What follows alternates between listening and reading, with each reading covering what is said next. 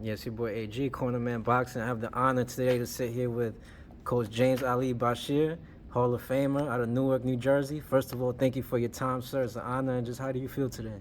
I feel pretty good. So, Coach, tell me a little bit more. First of all, what brings you to this down here to this event, this big card tomorrow It's night? boxing, I'm a supporter of boxing, Right, so people lives and are invested in boxing, and my life is nonetheless. right. Now, how long have you been involved in the sport I've of been boxing? involved in the sport of boxing for 52 years as a boxing trainer. But prior to that, I can go back to Gillette Friday night fights. Wow. Uh, Back in the 65, 66 is when I first started watching boxing. Were you used to box yourself as well? Yeah, of course I did. Would you think I got a face like this here playing pinochle? Do you think that's necessary for a trainer to have a boxing experience No, in the ring? I don't think so. I don't think so. I think that you had some great people, Gil Clancy, Angelo Dundee, just to name two that didn't have no experience in boxing, but they were great boxing minds. So I don't think that is necessary, like some people would say. I think that boxing is one thing and training is another thing. And it's very rarely will you find an individual that can do the two, to do the two.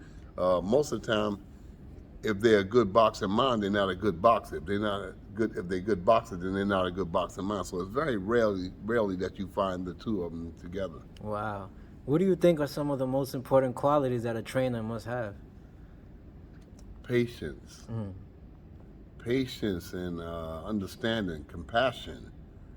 I find a lot of trainers in the past and some of the current trainers, they don't have the patience. They don't have the balance.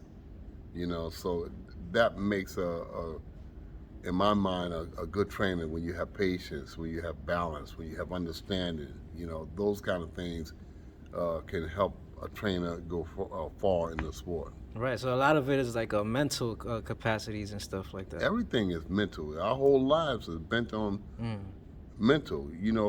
The old people many years ago would say, "Don't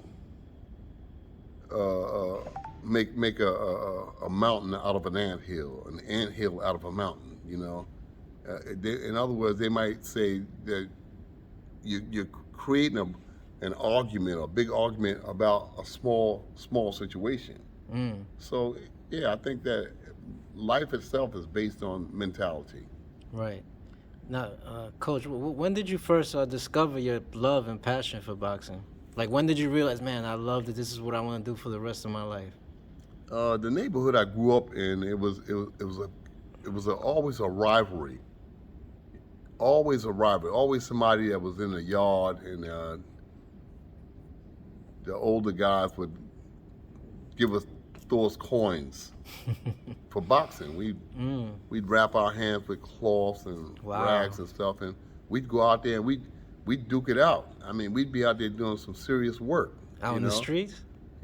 In the backyard. We'd go in the backyard, and the gamblers would say, "Oh, well, I bet so and so and so and so." The gamblers made more than we made, Right.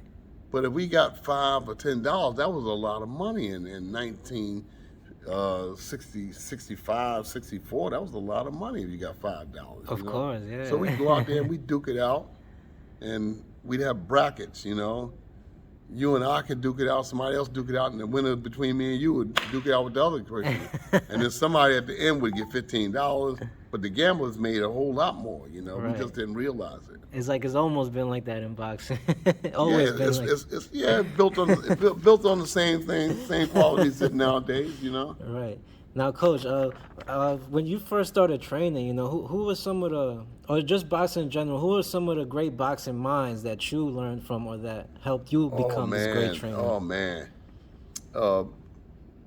My first trainer was named Frank Shirly, Shirly. Frank Shirly. He was the greatest boxing mind that I had ever met. Wow. I've never met a greater boxing mind. But I've had some other teachers, Lee Black, Tommy Parks, Sam Solomon, you know, Carmine Graziano. You know, I've had some Emanuel Steward. I spent a lot of time with Emanuel Steward. I spent more time with Emanuel Steward than any other trainer. Wow. You know, we were together for 17 years, all the way up until his demise. We were together. Our last assignment was in Bern, Switzerland. That's the last time I saw Emanuel. That's the last time we engaged in a conversation, anything. We were in Bern, Switzerland. But I learned more about the strategy of boxing from Emanuel as opposed to learning the techniques. The greatest technical mind, the technicalities about boxing, I learned from Frank Shirly. And I picked up tidbits from Tommy Parks and Lee Black, you know, Sam Solomon, those kind of guys. I picked up little tidbits, you know, little something here, something there. But for the most part, Frank Shirley was the most astute teacher that I've ever had. Wow, that's amazing. I mean, I love hearing from, you know, these guys. It's important for the future, the youth, you know, to get educated, know about these guys, know the history. I didn't realize then that how much of a role that this man, Frank Shirley, would play in my life. I didn't realize it then because I was young, impatient, gung-ho, you know, but I didn't realize until many, many, many years later that, wow, Frank Shirley was the best teacher that I ever had. Wow. What's one thing you remember that he taught, like anything you remember that he might have taught you that sticks with you today? Oh, man. It's too much. it's practically everything.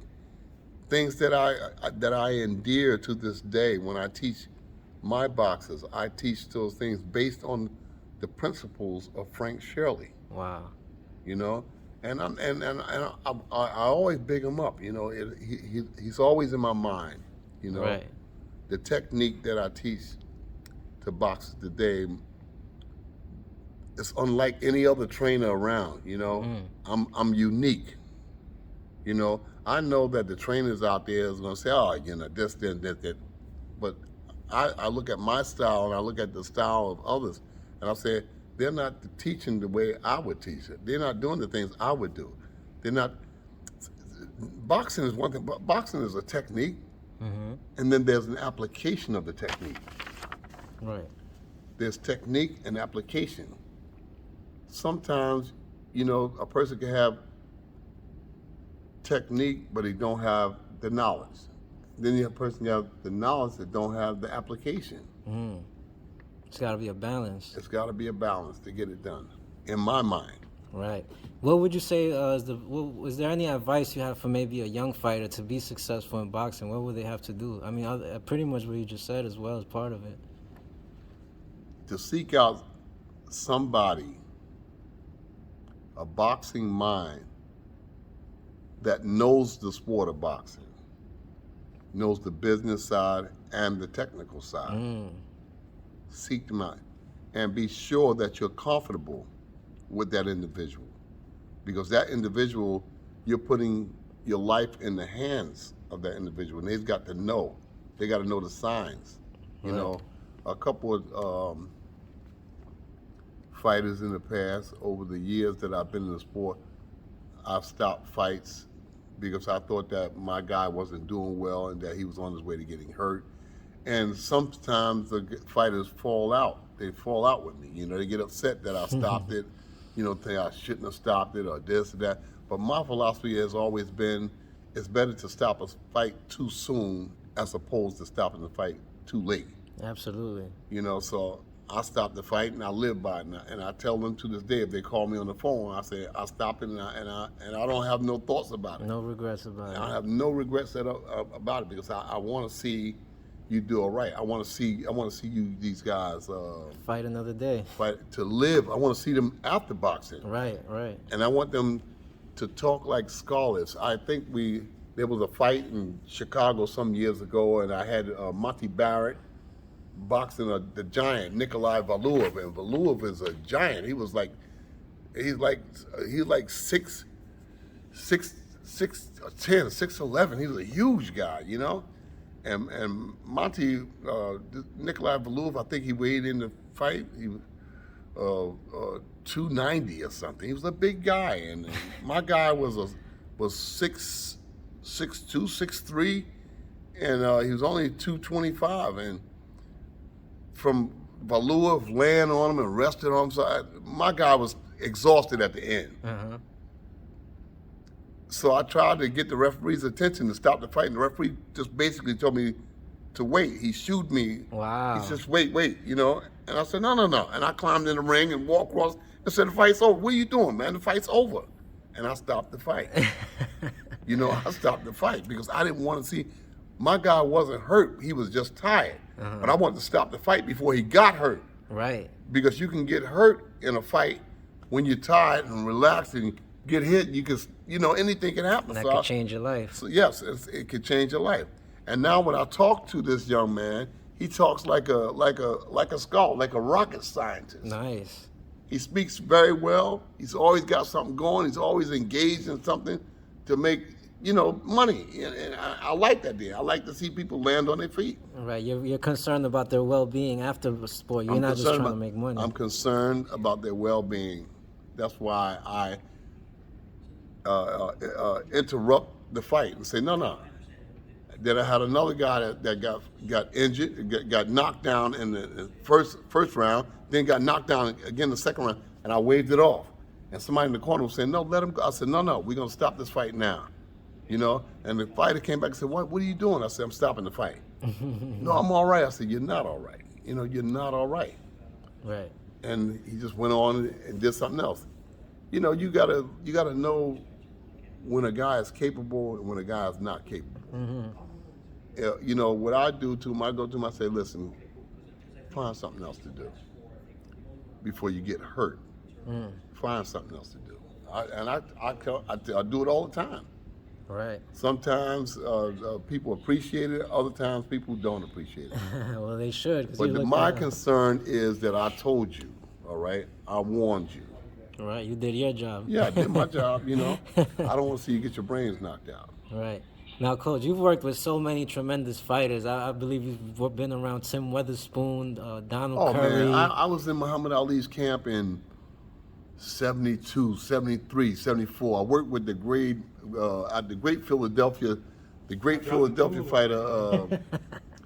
I worked with the great Philadelphia fighter, the first really introduction to the sport. I worked with the great Matthew Saad Muhammad. I was there, and we would go into Muhammad Ali's camp, and Saad would box with Muhammad Ali. But in that camp was Eddie Mustafa Muhammad. It was Michael Dokes. It was Tim Witherspoon. It was Larry Holmes. Oh man, it was it was never a dull moment in Muhammad Ali's camp. And I took it for granted, you know. I was with the greatest, you know. But I was young, you know, and I was, you know, my head was all over the place. But I didn't realize that I'm with Muhammad Ali. I'm in the camp. I was seeing Muhammad Ali every day. I'm sitting and talking with Muhammad Ali like I'm sitting and talking with you. That's amazing. You know. And I came back. I trained Shannon Briggs. I turned Jamil McCline pro. Jamil McCline turned pro under me. Wow. His first couple of fights he did with me. So I did another young man here from the city of Newark who turned out to be a good heavyweight fighter, Maurice Harris. I trained Alexander Usyk. For the Cruiserweight Championship, Yeah, right? I trained Usyk for the first Cruiserweight Championship. I trained Vladimir Klitschko. You know, I've been around the sport a long time. I've been in the sport a long time, and I learned some things. You know, I've seen some of the great I've seen some great fighters. You know, but I see today is it's about bragging rights.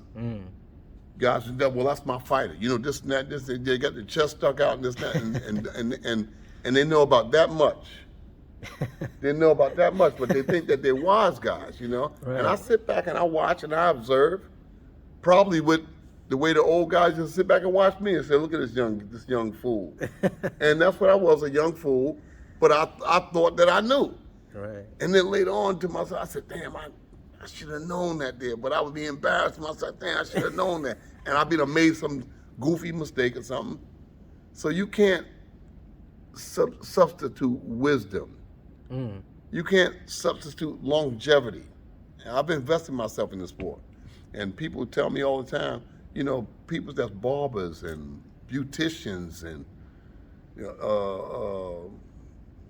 you know, auto salesmen and stuff, telling me about boxing. I said, sir, ma'am, what do you do for a living? And they said, what? I said, what do you do for a living? They said, well, I work in the airport. I said, okay, that's what you do for a living. That's how you pay your bills. I said, well, guess what? For the last 52 years, I paid my bills based on what I know about boxing. Mm.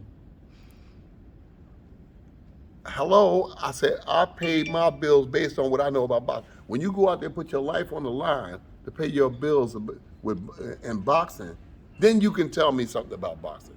But until you do that there, just take a back seat and watch me. For real. You know what I'm saying? I'm paying my bills based on that there.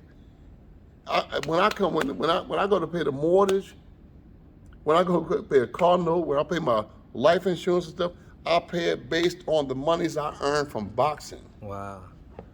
And if I wasn't a trainer, I was an assistant trainer. So I was inside of it. My wisdom was trusted by trainers. Emanuel Steward trusted me. That's why I was with him for 17 years. He trusted me. That's You amazing. understand? When he left that training camp with Latimer Klitschko, when he left that training camp with Lennox Lewis, he would tell me different things to do, and those boxers would listen to me. I was just in London, and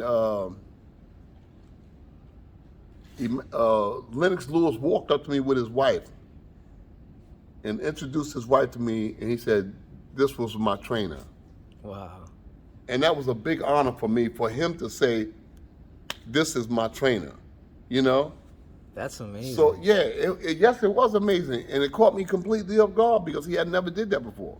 But Lennox, Shannon Briggs, I trained Shannon Briggs.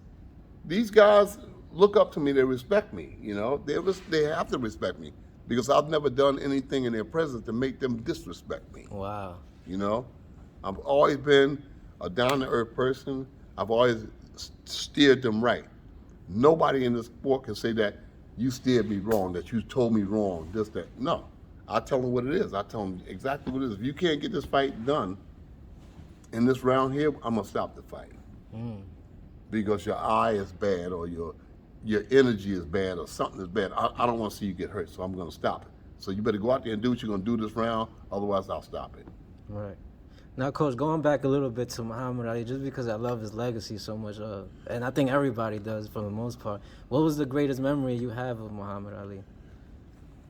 Muhammad Ali, one day a lot of people came into the camp, a lot of singers and movie stars, Diana Ross, it was an actress named Candice Bergen, another lady named Gail Fisher. Gail Fisher was she was on this television program, Mannix Private Eye, and she was the secretary for Mannix. So one day they invited all these people into Ali's camp, and my wife came there, and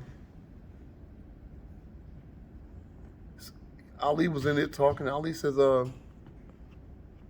I have thick glasses. I got contacts in now. Uh-huh.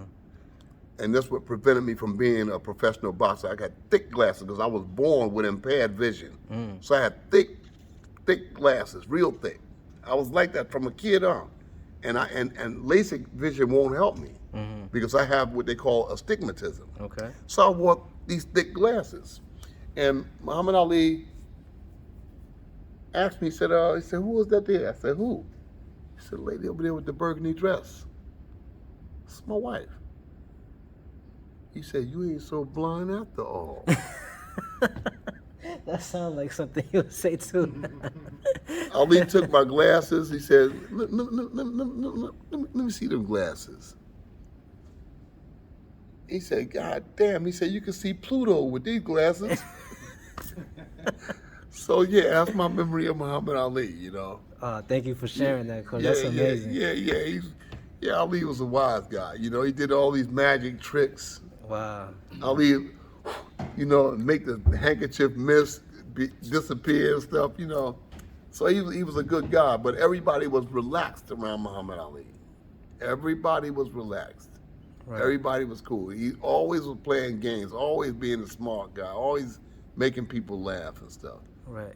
Now, Coach, let me get one final question out of you because I know you were on your way. Speaking on Usyk, you know, he has a big fight coming up with Anthony Joshua. How do you feel about that fight? Is there anything you could share about, you know, how you feel towards it? Well, I trained Usyk for 3 years. We kind of fell out at the end. I really don't know what the fallout was about, but whatever the case, I'm not the trainer no more. But I think that in this fight, that Usyk could possibly, conceivably outbox Anthony Joshua.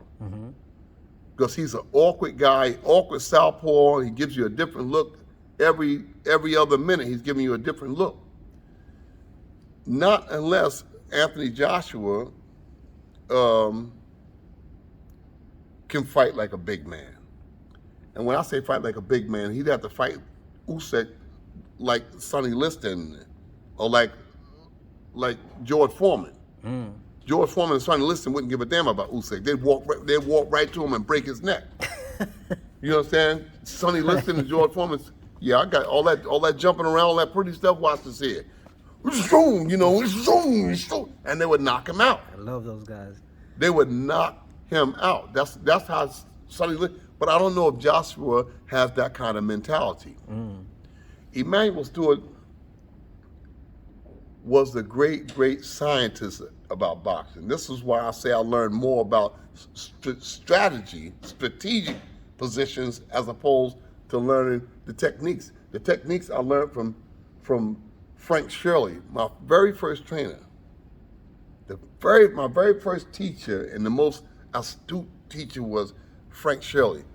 But when it comes to the strategy and what to do in preparation for a fight, it was Emanuel Steward.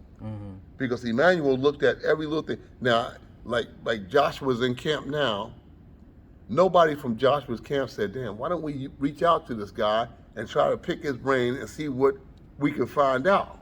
Right. Nobody has done that there. You understand? Nobody has reached out. Nobody, because that's the boxer minds that they don't look that thing. You understand? Right. And the fact that I have worked with Anthony Joshua at the times that he was in Latimer Klitschko's camp, nobody from Usyk camp. Wow, I didn't even know that. Yeah, I worked with Anthony too. Oh, wow. You know, so nobody is trying to extract nothing from me. Emanuel Steward is the kind of guy, when he had Lennox getting ready to fight Mike Tyson, even though Mike Tyson was on his last leg, Emanuel wasn't taking no chances. I had a young boxer here, Maurice Harris, and Lennox said, Emanuel said, look, let's get that guy that Bashir got. Let's get that guy and bring him into camp. And Lennox said, we don't need him. This guy is 6'4", he's a boxer, he's slick, he said, Mike Tyson ain't gonna be slick. He said, yeah, but Emanuel think it was, yeah, but the only guy that can get Mike Tyson in shape to beat you is that guy. So we need to get that guy in camp. Lennox said, well, what are we going to do with him? He said, we're going to sit his ass in camp where he can't do nothing. Give him $5,000 a week. Lennox said, I'm not going to give him no $5,000 a week. And Emanuel told Lennox, said, look, don't cut your nose to spite your face. Get a guy $5,000 a week, sit him in his camp. I don't care if he played tic-tac-toe all day. We want him in the camp where we know where he is. As long as he ain't with Mike Tyson, that's the whole thing. Wow. He said, look, don't cut your nose and spite your face. You getting ready to get $17 million. For real. What is $5,000 a week for 5-6 weeks? Seriously. Let's just drop in the bucket. Get the kid to camp. Wow. And so we went to that camp. You know? That's amazing, Coach. It's wisdom, man. And young people in the boxing now don't get wisdom because they're so narrow-minded. Everybody got their chest stuck out. Everybody's a wise guy. Everybody's a smart guy. And how many of those guys get to the championship of the world? Very few. Very, very few. And the ones that get to the championship of the world, then you really can't tell them nothing if they get to the championship of the world. Because now I've had a champion.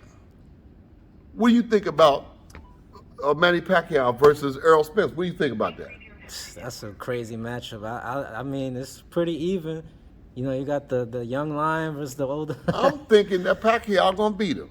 I don't blame you for that. Pacquiao. Because Pacquiao sees something. You see he shied away from it. You see he shied away from Terrence Crawford. Pacquiao said, nah. But I'll take him. You understand? So Pacquiao sat back and he saw something. Right. You know what? I might be able to. Now it's gonna be a tough fight. But Pacquiao said, you know what? He does this from me. You know what? I might be able to skim past him. But he said, this said Terrence Crawford. He said, Pacquiao said, hey man, I don't do that, man. You know, I don't do that shit. You know, Pacquiao stayed away from that. I'm taking Pacquiao. I'm taking Pacquiao by the skin of his chinny chin, you know, by decision or either late stoppage. Because Pacquiao got something up his sleeve. Now, right. Earl's a big, strong guy, welterweight.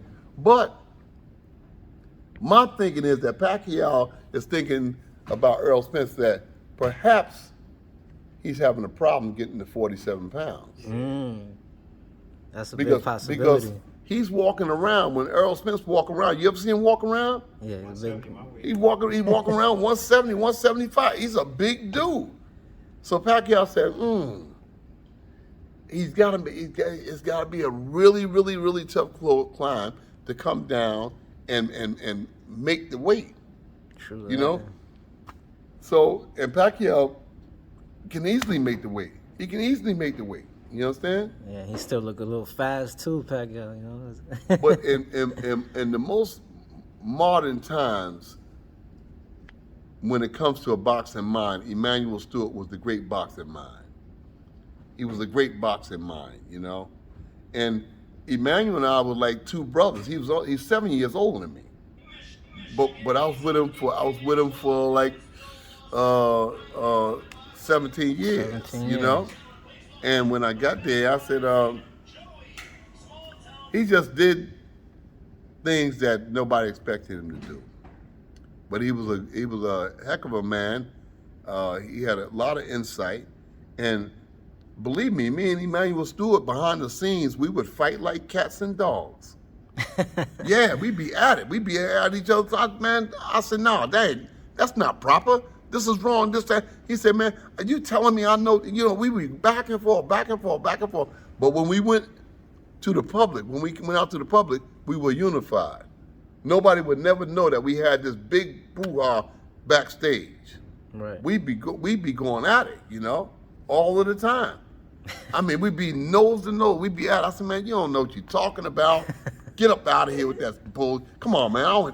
That's outdated, you know. And he would say things that would turn me off, you know. I said, man, you sound like, you know, come on, you sound like Uncle Remus talking like that, man. Don't talk like that around me, man. No. I know what I'm saying. I don't care. That's you know, we would fight. But when we came to the public, we came as one unit. As it should have. I know what I know, man. I know what I know, and a lot of people in boxing don't really know boxing. Like what Roger Mayweather. See, they don't know shit about boxing. Rest in peace to the great Roger Mayweather. Yeah, Roger Mayweather was a smart dude. And Roger Mayweather wasn't no slouch, neither he could fight. That was the original Black Mamba. No, he could fight, man. He could fight, you know. Mean, he wasn't no pushover, you know. I remember, you know, him and Pernell Whitaker, man. Oh, that's one of my favorite. You know, they got into it, you know, just prior to fight. They got to fight, but Pernell Whitaker wasn't no punk, you know. So I love Pernell. It was a hot fight. Mayweather is the only person I ever seen really hurt Whitaker. Wow. He hurt Whitaker. He dropped Whitaker on that floor, and when Whitaker got up, Whitaker didn't know where he was for a minute, you know. I said, whoa, and I had never seen Pernell Whitaker hurt prior to that or after that. That's the only time I seen him where I thought that he was hurt, you know, when the Black Mamba caught him, you know. So, yeah, legend, respect to Roger Mayweather. Roger Mayweather wasn't no slouch, you know. Right. Yes, Big Floyd wasn't no slouch either. I mean, all the Mayweathers could fight. Right, it's a family thing. Those guys could fight, you know, and they would fight, you know. So I got respect for them all, you know. Right. All right, Coach, man, I appreciate all the information you've shared with Hey, us, man, you got my number, you know. Is there any final message you want to give out there? Any shout out, anything? Just do the right thing by your neighbors, you know. Everybody, you know. Everybody, do the right thing by your neighbors, whether it's boxing or just life. Just do the right thing. I think that we all have an obligation to try to make this world better, you know. You know, we shouldn't have to wait for an epidemic like COVID to bring us closer together. Right. You understand? You got people out there saying this shouldn't be and that shouldn't be, and you white and I'm black, and you know, you Dominican and you Puerto Rican and this and that. No. We got to stop that stuff. If something happened to us today or tomorrow, if some Martians came from outer space, then all of mankind would join together to combat those Martians. And then once we vanquish the Martians, then we start looking at each other again. Yeah. You understand? We start looking at each other again. We just gotta have some kind of rivalry going on. You understand? We don't need that, man. We need to try to find a cure for the diseases, cancer, all these other things that we could be doing. We wasting our energy fighting each other. Right, instead of, right. Nobody want that shit. Nobody want that. So I'm just saying, just let that stuff go. Try to come together and get something done, you know? You have different people that don't want their daughters marrying this man. They don't want their sons marrying this woman. You know, that's not none of your business. That's his and her business. You know, it's your child, but you know, when they become adults, they're adults by themselves. You can't tell nobody who to marry. That's true. You know what I'm saying? You can't tell nobody who to marry. You understand? You got to do the right thing by humanity. Humanity. Because I think everything that happens in this world happens because God willed it. Amen. Because God willed it, you know? Yeah, you know, but everybody's bent out of shape about this person, that person, this person, that person. Bullshit. You know what I'm saying? I'm saying come together and try to solve some of these here, like cancer. You know, tuberculosis, all that stuff. Now COVID. You know what I'm saying? We got all these problems, and then you got people talking about that person shouldn't be with that person. Or that person shouldn't be with that person. You know what I'm saying? You know, you hate somebody because they gay. Leave that shit alone. That's their life. That's their own life. Correct. You know, you hate somebody because they want to live their life. That's their business, man. Leave that shit alone and try to find out, you know, the problems about what we can do to get better in this world.